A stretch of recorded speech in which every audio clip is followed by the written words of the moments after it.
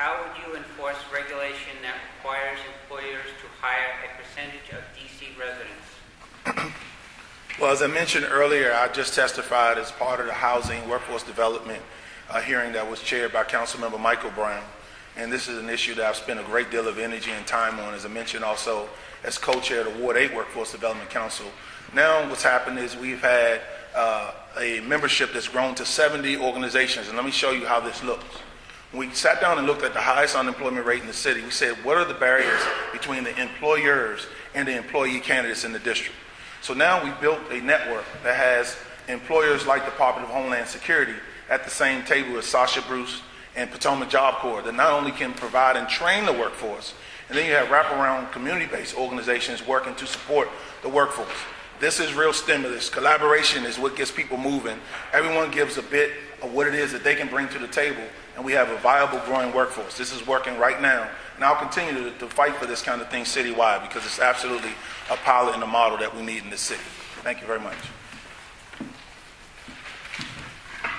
All right, so to answer the question, actually fund enforcement so people can go out and see if private employers are complying with the law.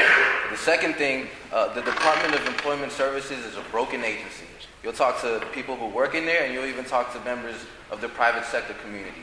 They'll give you stories of where they go to DOES and ask them, can you provide us with 5 to 10 names of district residents who are qualified for this job? DOES has outdated worker roles. They're run inefficiently, and they're not connecting district residents to jobs. So if we want to get serious at all about putting people to work in the city, we have to start within the own government to make sure that the agency who was tasked to do this job is doing it correctly and efficiently.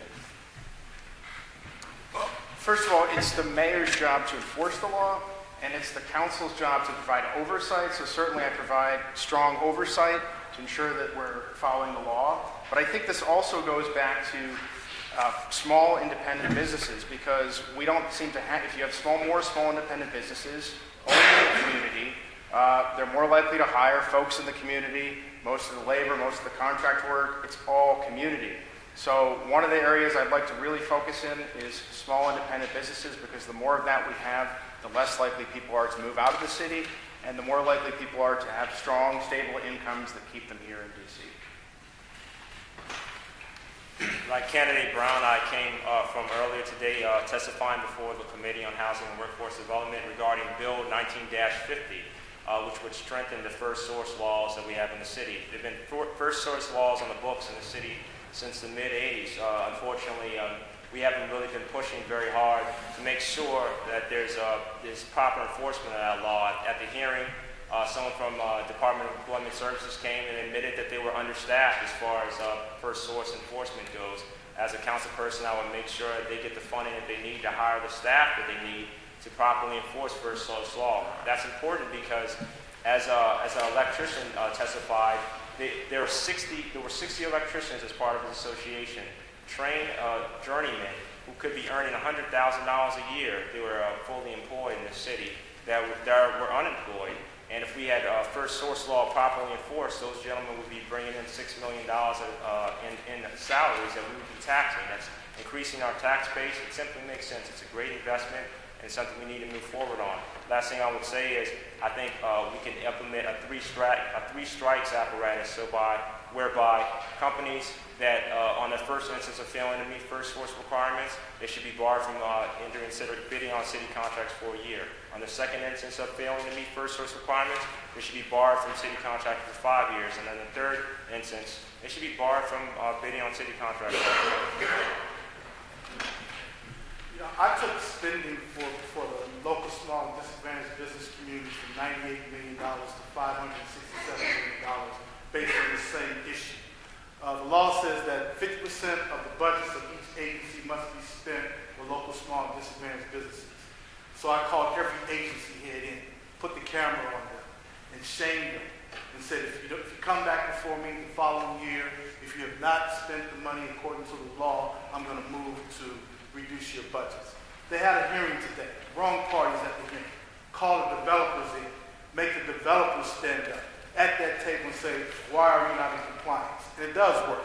It worked for the baseball stadium. It worked in DC, USA, right across Columbia Road, and it also worked at the Mandarin Oriental, where we made sure there was 51% of the workers there were DC residents, and also the living wage. Living wage, which my legislation in 2006 was only implemented in those particular locations. You have to be willing to call the appropriate parties in. I think there's two things that have to change from the first source. One is anytime that there's any sort of microfinancing, a TIF, a tax abatement, Mr. Page talked about this earlier, there has to be a clause. And I don't believe in the three strikes law. I believe that if you are a developer who's receiving $46 million in a tax abatement over 20 years, and you fail to hire local people, and I would prefer to a percentage of 51, you actually give me the number of jobs. Recently, the infamous hotel project in Adams Morgan, which is a $46 million tax abatement. The legislation actually writes in the number of jobs for part-time, for the people that are doing the construction, and full-time, long-term employment, what that number has to be. And if at any point during that tax abatement, they fail to meet those percentages or fail to hit the number of how many employees they're actually going to hire, they lose the tax abatement out. And I think that that's what has to happen in the city. We continually pass progressive laws that have no means of enforcement. Even if the auditor comes out and says, you failed to meet it, there's no penalty. And so it's toothless sharks, progressive laws that have no bite to them whatsoever. We have to change that entire culture. We have to fight